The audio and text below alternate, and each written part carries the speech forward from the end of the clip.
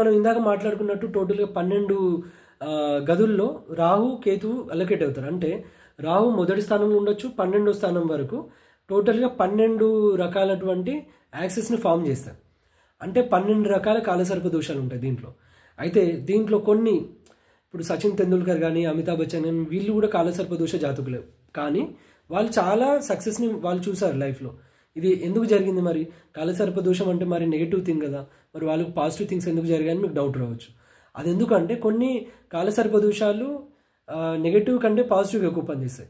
ఎట్లా అంటే for example ఇప్పుడు ఒక లాయర్ జాతకం తీసుకోండి. ఆయన ఏంటంటే పుట్టినప్పటి నుంచి అంటే ప్రొఫెషన్లో జాయిన్ అయినప్పటి నుంచి రిటైర్మెంట్ వరకు ఎవ్రీడే అదొక ఫైటింగ్ అనమాట. ఎవ్రీడే అతను ఫేస్ చేయాల్సింది ఎవరిని? ఆపోజిషన్ అంటే శత్రువుల్ని ఫేస్ చేయాల్సిందే.